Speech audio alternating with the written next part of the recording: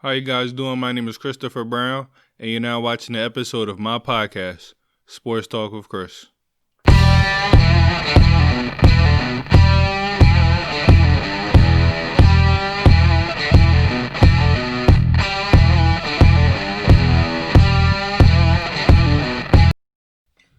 How's everybody doing? Happy Wednesday. It's time to talk about the Philadelphia 76ers. Now, last night, they had their first preseason game against the Boston Celtics. Now, I got a couple text messages last night saying, why are you so hyped? It's only preseason. It's only preseason. You got to understand the circumstances we are in right now. The regular season ended 2 months ago. The regular season ended 2 months ago with the Los Angeles Lakers winning the championship. And I just got another text from my good buddy. He's a Sixers fan. I put my phone on Do Not Disturb. He said, and I'm going to talk about it. Did you see Shake last night?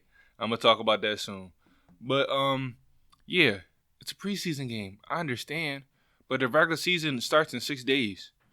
It's not, training camp wasn't that long. These teams, didn't have a long time to play with each other, learn each other, build chemistry. So why am I looking at these preseason games and really trying to break them down? Because I want to see early if this team can gel. I want to see early what I like, what I don't like. I want to see early if there's things we need to work on. And what I saw, first thing I saw is the bench, which I'm going to talk about later on. I loved it. The defensive versatility with this team, I love it. And I just like the fact that we have spacing again. Now, the Philadelphia 76ers, like I said, they won against the Boston Celtics. They won this game 108-99. Now, in the first quarter, the Boston Celtics were up 8-2. But ever since then, the 76ers dominated. The 76ers really dominated this game. And I love what I saw. And I understand that the Celtics are not playing with Kemba Walker. They're not playing with Tristan Thompson. They're not playing with Daniel Theis. I understand all that. I understand that part of it is just a preseason game. So, I'm not looking at this win and say, we're going to destroy the Celtics like we did last year. No, I'm just looking at the good, the pros and the cons early from the 76ers. So let's talk about the box score. You look like, for some reason, nobody's really knocking down shots. Jason Tatum, 4 for 13, 0 for 4 from the three-point line. Marcus Smart, 1 for 4. Jaylen Brown, 1 for 11, 1 for 5 from the three-point line.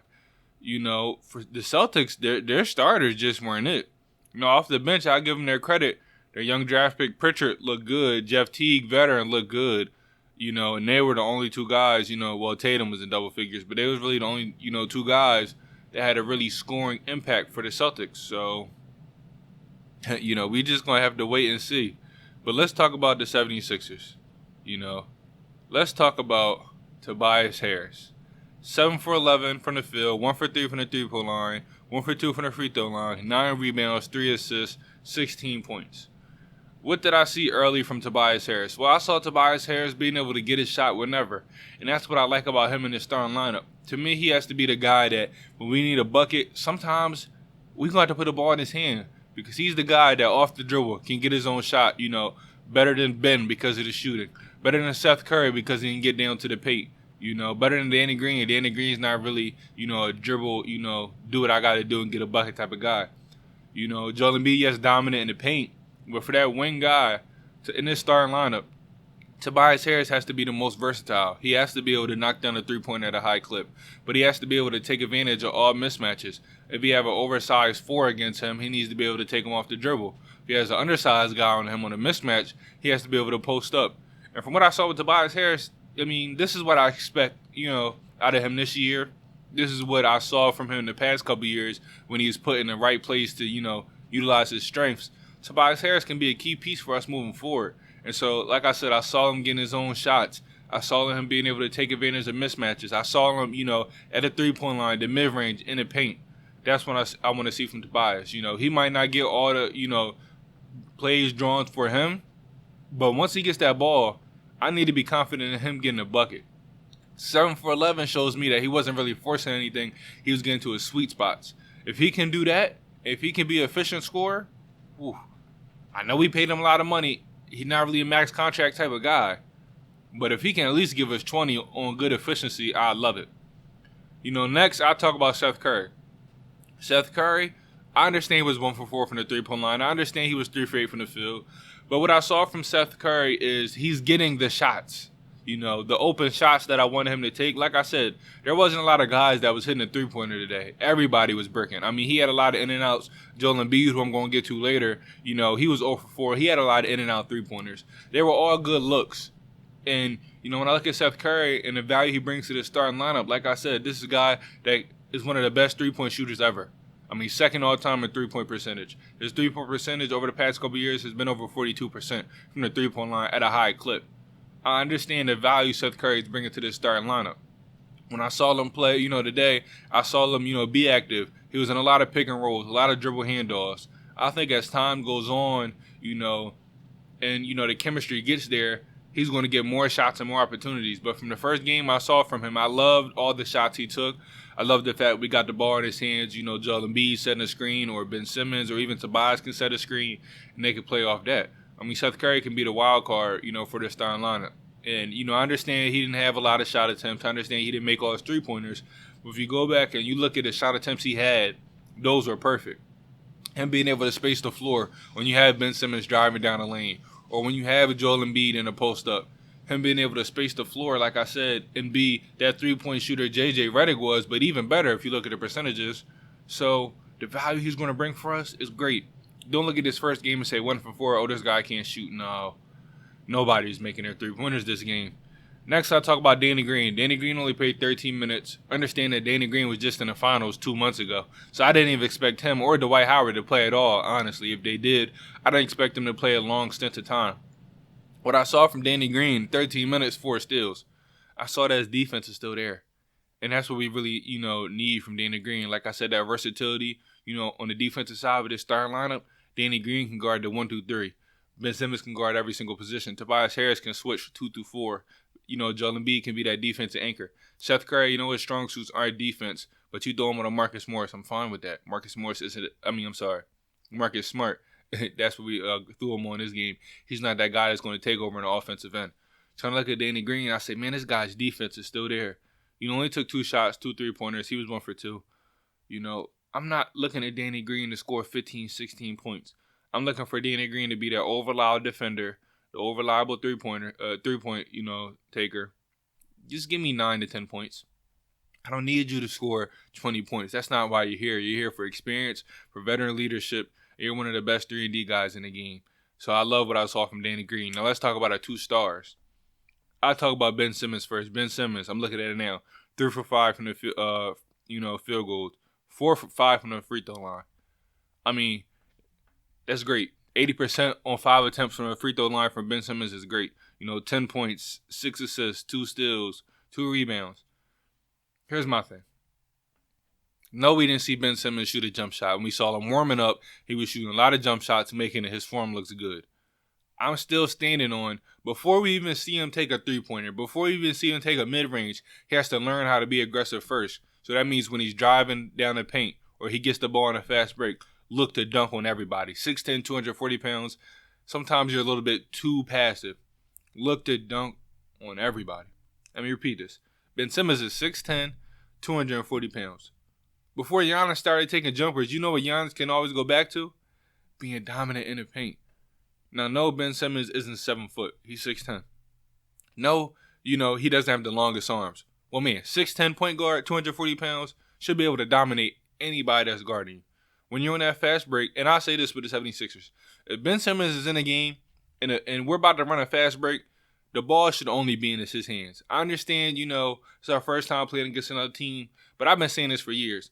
When I watch the Sixers on the fast break and somebody other than Ben Simmons has the ball, it doesn't look good. It doesn't look good because the spacing is wrong. Their mindset's on one thing. Ben Simmons' mindset is on 2, 3, bang, bang, bang. What I'm saying is he gets the ball, he can pass it to somebody. He knows a defender's coming here and there's going into there. Ben Simmons' mind moves fast. He's the best person to run a fast break for us. He's, when you talk about running a fast break in the league, he's one of the best because he knows how to get people open. He knows who's open. He knows who needs the ball and where to get the ball to keep it moving. When I look at everybody else, they don't know what to do. They make the wrong pass to turnover. They go up and they jack up a shot. It just doesn't look good. Ben Simmons is going to make sure if somebody's open on that fast break, you're going to get the ball. If the paint he can go and dominate, he's going to go do that. But, if the half court, he's not going to get the ball as much as he should to be able to make plays. In the fast break, I'm sorry. He's the only competent person that I can see so far in the main group of guys that can run a fast break. But in a half court spot, he still needs to be more aggressive. Like I said, before we see jump shots, he has to learn how to be dominant in the paint first. Once he takes that next step and start, force himself in the paint, it's going to be great. I saw him post up a lot. I need you to be more powerful in that post. I saw a couple actually good post shots. I need to see more moves. I saw you get to the lane. I need to see more. It's certain points in times where when you're, Joel Embiid gets subbed out and you're kind of with that second unit a little bit, I just need to see Ben Simmons take over a little bit more than what I'm seeing. I love the 6 assists. I know you can average 10-plus assists with this lineup, but I need you to get to the 18, 19 points, And you don't have – Ben Simmons doesn't have to jack. He just has to be more aggressive. There's times where he's not aggressive. He, even on the fast break, I seen him not try to be aggressive. It slows down the fast break. Ben Simmons doesn't have to shoot 20 shots. He could shoot 14, 15 shots and, be efficient and generate points. Easy. Everybody wants to talk about Ben Simmons shooting. Understand, before he takes that next step as a jump shooter, he has to learn how to be aggressive as an offensive player first. And with that aggressiveness, I mean going to the paint and dominate. But everything else, I know what I'm getting out of Ben Simmons. One of the best defenders in the game, can rebound like a big man, can push the break, is the best playmaker on his team. We just need to see him be more aggressive on the offensive end. And the last starter I'll talk about is Joel Embiid. 18 points, 6 for 14 from the field, 0 for 4 from the three-point line, 6 for 6 from the free throw line. It's crazy that, Doc Rivers was saying that we didn't even do any of our Joel Embiid stuff, and he still got 18, 6 for 14 from the field, 0 for 4 from the three-point line, and I seen 2 back-to-back threes go in and out. What I'm seeing for Joel Embiid right now, which I love, is that, he's popping more on these jump shots. He has the mid-range capability. So if Joel Embiid is going to pop more, Ben Simmons can have the paint to himself. That's why I kind of like this duo, because you're saying, you got Ben Simmons, he can't play with Joel. I want to see Joel dominate that paint, but he can pop to that mid-range and leave that paint wide open for Ben Simmons so they can play off each other. But like I said, Joel Embiid, 18 points, and they didn't run any plays for him. It was just easy, simple, pick and pops. Easy, simple, I got a mismatch, give it to me. I believe Joel Embiid can average 30 this year. I truly believe if he wants to, Joel Embiid can easily average 30 this year. With the shooters around him, with a head coach that's going to put him in the best, position for him to succeed. With him getting 18, they didn't draw no plays for him and shots going in and out. Like, just imagine when they start calling plays, he gets offensive rebounds. He had 18 to 17 minutes. You double his minutes, you can almost double his points. Joel Embiid, if he wants to, can average 30. And I truly believe this year he's going to get close to 30. He's going to average, at least 28 this year. But I love everything from Joel Embiid. He looked more in shape. He was more attentive on the defensive end. He was active. His jump shot looks better. I just want to see him be more aggressive in the paint as well. And don't, fall in love with the jumper. Now, if you're knocking down that mid-range, if you're shooting like 50% from that mid-range, okay, cool. That three-pointer isn't falling down, though. There's times where you want to get back in rhythm, clear it out. I want the ball on the block. Everybody spot up. Do your thing. Because, Joel Embiid is by far, what I saw, Joel Embiid is the best center in the game. I'm standing on that. He's the most dominant center in the game. He can be the most dominant player in the game. Because what he can do in a half-court system, no center can do. No center is going to be able to dominate in the paint and then being able to shoot like him. I love Jokic. Jokic is not dominating the paint like Joel Embiid. So if Joel Embiid wanted to, he could be the most dominant center in the game. Just as dominant. Everybody likes to call Giannis dominant. Giannis is dominant dominant in the full court. Dominant at running the fast break. But when the game slows up, it's playoff time, half-court basketball, Joel Embiid can be the most dominant player in the game. And that's what I saw from him. Now, I'll quickly talk about this bench. First, I got to start off with Shake. I apologize for me saying I want to throw Shake in a trade to get this person, to get that person. I don't want to get rid of Shake. And there was no ill will. I mean, I saw Shake dominate last year. He did his thing. If you missed out on my podcast when I explained why I love the Sixers so much, I broke down all his stats last year and how it would be, good for the team and also good for him in his role for this year. I mean, 19 points, 3 for 6 from the 3-point line, 8 for 14 from the field. 3 for 6 from the 3-point line. His jumper looks smooth. Really outside of that one deep jumper he didn't have to take, all his jump shots were in rhythm. All his jump shots was just going to flow in the offense. He's shown that he's able to get his, and he also had 3 assists, which could have been more. Shake Milton's, with Doc Rivers, you had Jamal, you had Lou Will. Is Shake going to be that 6th man for us? Right now, I'm standing on yes. He's that guard that can score coming off the bench. That guard that can play late minutes if he needs to. That guard that can space out the floor. And he's also a better defender than Jamal Crawford, than Lou Will. So he really might be in that late game lineup. I love everything I saw from Shake. I mean, 24 years old, 19 points. He did his thing. He looked good. He did. In his role for the Philadelphia Sixers going into the year, he's going to make a strong argument for 6th man of the year. Because him coming off the bench, he's going to have the keys to the bench. He's going to be able to do what he wants. He can be able to play with the starters. He's going to make a strong case. And he played the most minutes out of anybody. No, Seth and Tobias and Ben Simmons played over a little bit more minutes than him. But he played 23 minutes. I see him play a whole quarter. Shake's the guy that's coming off the bench that's going to be dominant. Dwight's doing what Dwight's going to do. 5 rebounds, 5 points. I don't, expect Dwight to go back to be Orlando Magic, Dwight. But what I've seen from him over the past couple of years and him from LA, he's going to be a great backup center. The defense is there. The rebounding is there. The pick and roll is there. The veteran experience is there. So, Dwight's going to be Dwight. Mike Scott. Mike Scott is also a wild card for our bench because he's that, a guy that can play the forward, even be a stretch 5. 1 for 1 from the 3-point line, 2 for 4 from the field. I mean, this guy, being at his height, being able to knock down that jump shot can be a key for us. And I see him be a little bit more better, more aggressive, even though, like I said, 2 for 4, 1 for 1. He just looked in rhythm. He looked like, I'm here, I'm back. Because a couple years ago, Mike Scott was dominant. Last year, he kind of fell off. I see him having a big role this year. I do. Tony Bradley, he's fighting for that, last center position. Same thing with Poirier. So I'm not going to dive into them. Matisse Thybulle, he just didn't look like he was mentally there, I'll be honest. Matisse Thybulle, for me, was one of my untouchables going into the year who I did not want to get rid of. This game, he just looked like he wasn't mentally there. I know what I'm getting on Matisse, though.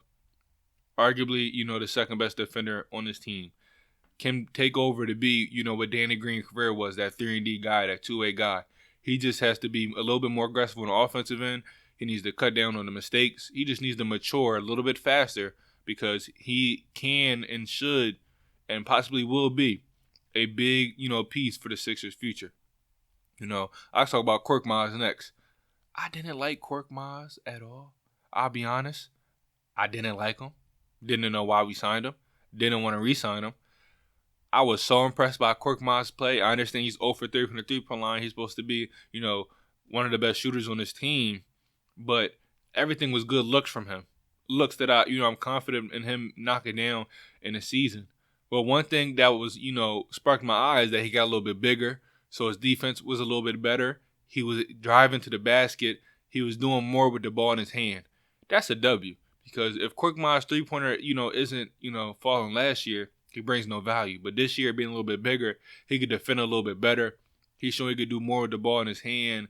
So he's going to find himself in a rotation more than I thought he would be. And I love it because he's the guy that can bring versatility for us. Another shooter, another scorer. And if he could play a little bit of defense, that's perfect. Not saying he's going to be a lockdown defender. But, if you could be, somewhat reliable on the defensive end, you're going to crack that rotation. Justin Anderson, he's just trying to make the roster. So the last person, and Isaiah Joe, I didn't speak on him. I wish Isaiah Joe played, more minutes than, what's this guy's name? Matthias. I wish Isaiah Joe played more minutes than him. I like Isaiah Joe. I understand he was 0 for 2 from the 3-point line. They were good looks. He only played 6 minutes. He got in towards the end. I want to see what he can bring. Hopefully he plays a lot against Indiana, which is the next preseason game. The last guy I want to talk about is Tyrese Maxey. 12 minutes, 8 points, 3 assists. What I saw from Tyrese Maxey and Shake Middleton is that we got 2 guards that can get buckets, that can attack a defense, that can get everybody involved because they're so aggressive. I know Tyrese is a good defender. Shake took a big step. It looks like gaining weight, being a better defender. Man, this bench right here, this bench can be one of the, most lethal benches in the game. Because when you got guys like Tyrese and Shake, two guards that can attack, two guards that can get their own bucket and get everybody involved. When you got Dwight Howard, who's, in his minutes, really getting a double-double off the bench. 17 minutes, 5 for 5. It's like a bench double-double. When you got Mike Scott, who can be a stretch 4, your stretch 5. When you got Matisse Thybulle, who can be a lockdown defender. We got Korkmaz, who can be your knockdown shooter. Isaiah Joe in there can be a lockdown shooter. When you got all these other guys, like the Bradleys, like the Poiriers, that can be that other big man if you need it. And we still don't see Paul Reed, and we still have T. Ferg. So now look at this bench. The versatility in this bench, and I'm going to even expand. The versatility in this whole team is perfect. You got guys that can guard and play multiple positions. We've really positionless basketball out here. Ben Simmons is the best playmaker, but you got guards that can go out and attack a defense and look to headhunt and look to score. You got big men that can be dominant in the paint, a force in the paint, grab every rebound, make every shot in the paint, and block every shot in the paint. You got shooters. You got scorers. When I said, in my podcast, this is the best Philadelphia 76ers team we had since we had Ben Simmons and Joel Embiid, I stand on that. We should have won a championship with Jimmy Butler, with J.J. Redick. We that shot gives me PTSD. He misses that shot. We're beating them. We're beating Milwaukee like we always do, and we're winning the championship. But the reason why I like this team better than that team, because not only the players and the versatility, but the coaching staff. With Doc Rivers, with Sam Cassell, with everybody, because there's a lot of guys on our coaching staff. With everybody there, they're going to be able to get the best out of their players.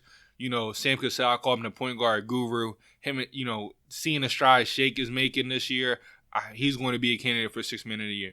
Tyrese Maxey is going to be able to do his thing. I think he's going to be able to help out Ben Simmons. He's going to be able to help out Seth Curry. And Doc Rivers being that savvy veteran coach that came here because he wanted to coach Joel Embiid, because he wanted to coach Ben Simmons. Listen, this team is going to be great. This team is going to be great. And no, I'm not saying after this first preseason game we're the favorites for the championship. No. But I'm saying already we took big leaps from last year. Last year having no spacing with our 2 stars, which is what they didn't need. This year having a lot of spacing. This year they're having a lot of scores. This year they still have the same defenders, if not more. So I'm loving what I saw from the first, preseason game. Now the next preseason game we have is on Friday, our last preseason game before the regular season starts, December 23rd for the Philadelphia 76ers. So on Friday, we play the Indiana Pacers. What I want to see, I want to see if Ben Simmons is going to be a little bit more aggressive. I don't know how much these starters are going to play or if they're going to play at all, if Joel Embiid just going to play the first half. But I know what I'm getting from Joel Embiid. As long as he's in shape this year, he can dominate. I'm going to see Ben be a little bit more aggressive. Maybe Seth Curry be a little bit more aggressive. Tobias, I saw everything I need to see from him and Danny Green. I love everything I saw from everybody. Don't get that twisted. I just want to see guys with more minutes. I want to see Tyrese Maxey with more than, how many minutes did he play? 12? I want to see him play more, with that second unit. I want to see Shake a little bit more with that starting lineup. I want to see Isaiah Joe a little bit more. I just want to see some of these bench guys a little bit more. I want to see Ben with different lineups around him. Like, I want to see Ben with him being, surrounded by 4 shooters. I want to see Ben and Scott, Ben and Korkmaz, Ben and Harris, Ben and Seth, or Ben and Danny Green. Especially with Scott in there. I want to see Ben and Scott being that quote-unquote big man. Ben Simmons surrounded by 4 shooters, and probably throwing a Shake Milton or a Tyrese Maxey in there.